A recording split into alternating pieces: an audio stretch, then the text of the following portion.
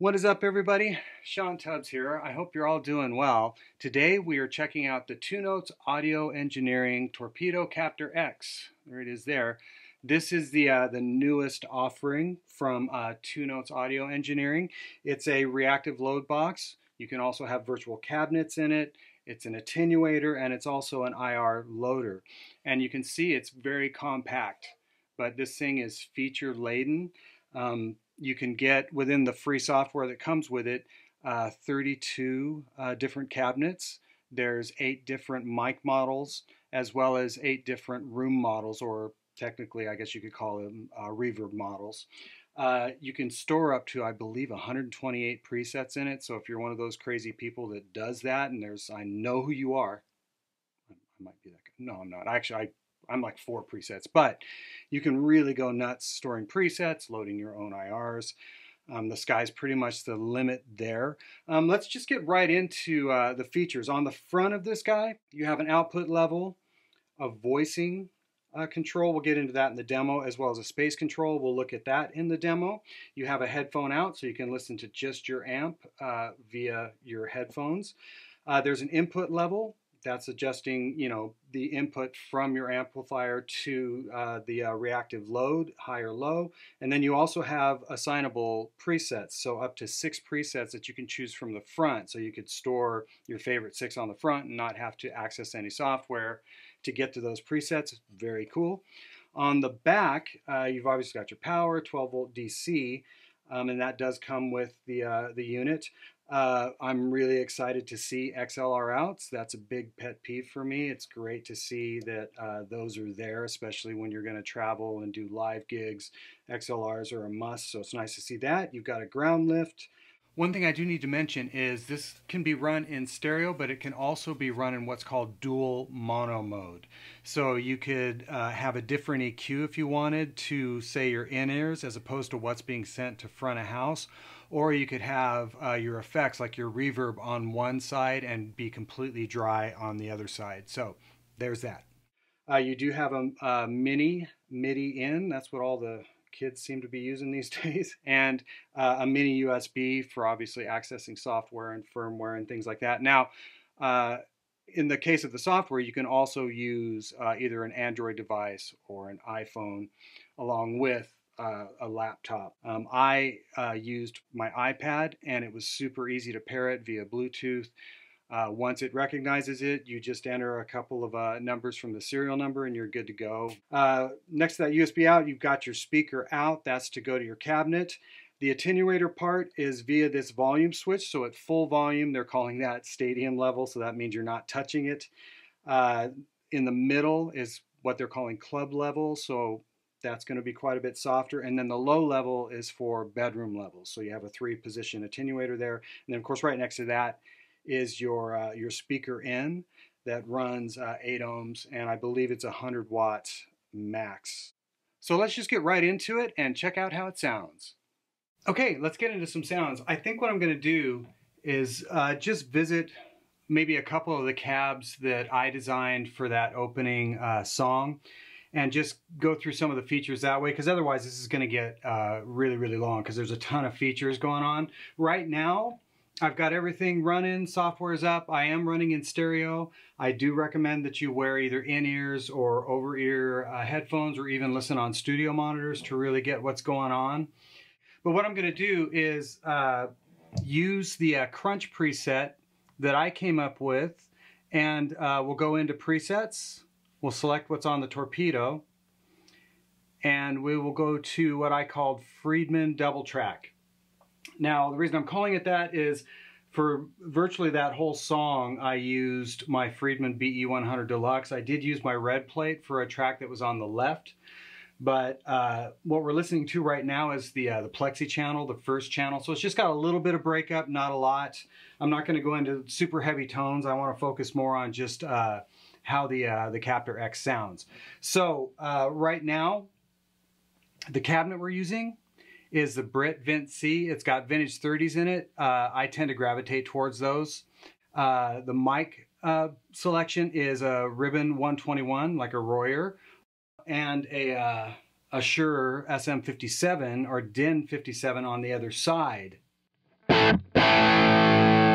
So I've got it dialed up pretty barky.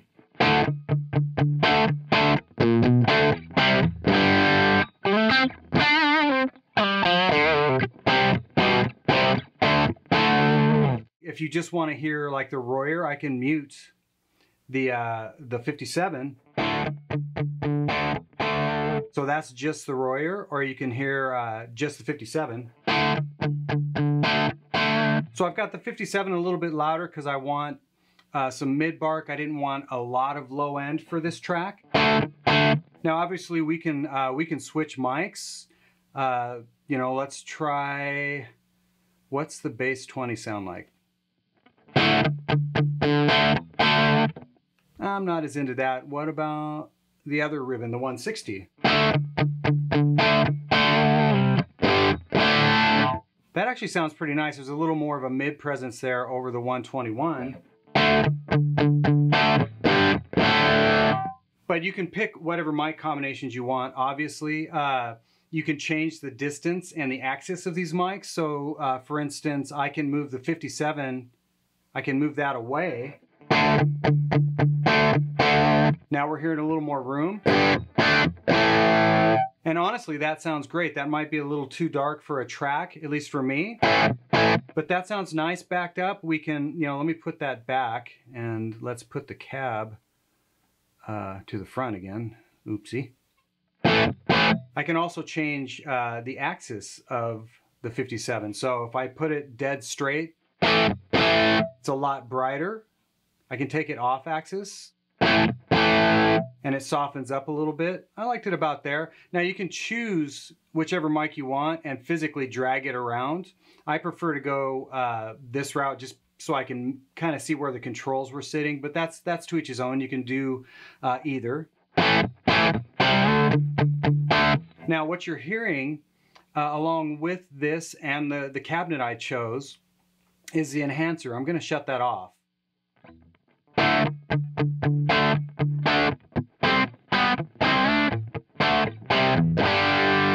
And it still sounds really good. What I use the enhancer for is just kind of an overall EQ. I really like using the enhancer just to add that little bit without going crazy with EQ.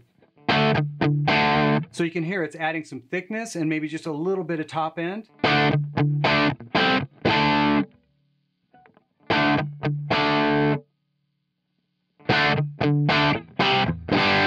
So that's a really nice feature. The dry wet setting is awesome. So you can just kind of blend it in. If you were to, you know, have all enhancer in there, sounds good, but it gets a little processy. So I like to be able to blend it. It sounds more natural. And obviously you can use, you know, EQ as well. Like if I wanted to add some 120. I can do that, but for the most part, I like using the enhancer, so that's what I'm doing there. Now, another feature that I want to show you is the twin tracker. That's what really inspired the whole opening riff. It basically creates a double of you, and instead of trying to explain it technically, I'll just let you hear it. So here's without it. Here's with the twin tracker.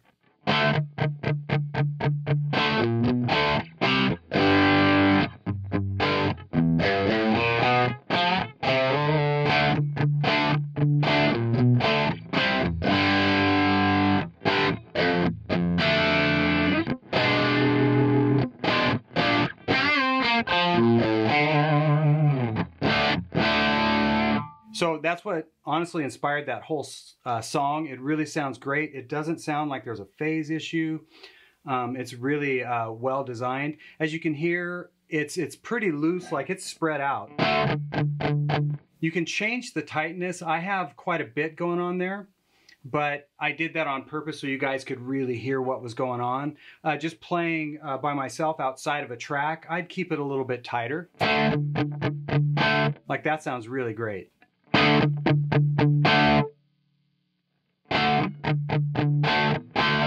And you can, do the balance however you want to. Like I actually had the balance pushed to the right a little bit because I wanted you guys, oops, I accidentally overloaded.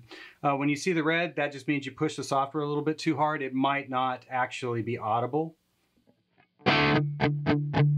Anyways, coming back to the balance, I pushed it to the right a little bit so that the right side would be just a little bit heavier once the mix kicked in. But when I'm playing by myself, it just had such a cool sound. I would probably balance that outside of a track and just leave it dead center. The other thing we can look at is the reverb. I've got, what did I do? I've got a plate reverb happening that I dialed more for a solo sound. Not the solo sound I took in the track, but just for an example for you guys. Kind of a big plate reverb. I've got it dialed a little bit darker.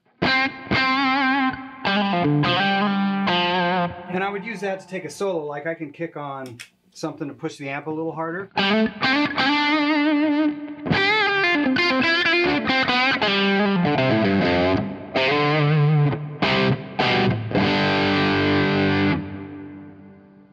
Now, one thing I do want to point out that I think is awesome is this width control.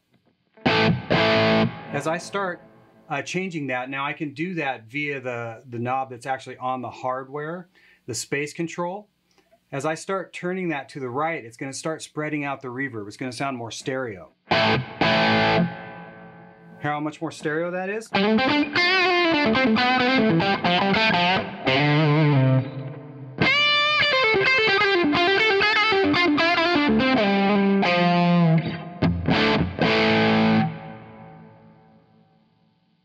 That sounds really great. I'd probably not spread it out quite that much, but you can. Especially for like big ambient stuff. Now, a really cool feature is, yes, I'm using the space control to change the reverb, but I can hit this button down here and assign the space control to actually do my reverb wet dry. So now instead of reaching for software, I can dial it in from the hardware. So if I just want to back it off a little bit. Now, one other thing I want to show you, I'll turn the reverb off, is this voicing control. It sounds really great, and what it's designed for is, once you've got everything dialed in, this is a global control. You don't save it. So say you're playing out live and the room is really boomy, or maybe the room is really bright. Instead of going into your software and trying to globally fix every single preset, you can just do quick tweaks on the fly. So I ended up using it to actually add mids. So right now it's centered. But if I want a little more bark, I can turn it to the left, and I can start getting more mids and less lows and highs. Or I can go all the way the other way and get less mids, more lows and highs. So that's a really great feature, and I actually did end up employing it because I was like, oh, I just want a little more bark, especially with the twin tracker on. And it really just made my life so much easier, like right away. So that's a really great feature I want to point out. That's that setting. I want to show you a clean setting just really quick so you can honestly just hear a different cabinet. So I like, I actually like, what am I trying to say? I actually like 4x10 cabs, 10-inch speakers for my clean sounds. So hopefully this saved. There we go. There's a Shure Clean. I'm going to switch. I'm calling it Shure Clean because I use my Bella. I'm going to switch to the Bella. And you can see it's a 4x10 cab now. And let me double check. Yeah, the Brit 65 sounds really great for cleans. So check it out. Shut the boost box off. So I've got a really nice, this is a custom Verb, but I think I based it on another kind of plate thing again.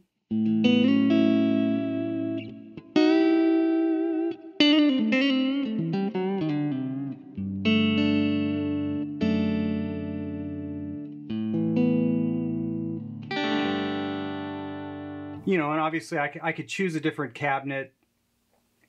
We could go, let's look at 1x12s. Maybe a Vibro V30. So that's got a little bit more of a, maybe a little more of a honk. Let me see. What about, actually let's look at 2x12s. And let's do the silver. Nah, I don't want to do the silver. Well, we'll listen to it. Yeah, that sounds, I mean, that's actually sounds really good. I didn't think I would like that, but it does sound good. But I'm looking for, the voice, oh, there it is, vintage, like Vox cab. That one's really got kind of an awe to it. And it's a little bit darker. But, you know, we can maybe choose a different microphone, like a 421, and maybe boost that a little bit. So that's smoother. The lack of the 57 kind of takes away a little bit of that awe in the clean tone. So once again, I'm just goofing with different mics, different cabinets. We can change the distance. I can move that 121 way back. I can put it all the way up front. So, you know, sky's the limit on the tweaking and things you can do. I'm obviously using the enhancer. I can make it a little bit less bright, especially with that cab, maybe add some thickness. That sounds cool. So yeah, there's just so many different ways to dial this. I just wanted to show you a couple examples, and I know this has already gotten long-winded. So I really appreciate you guys tuning in and checking out the Torpedo Captor X, and we will see you next time.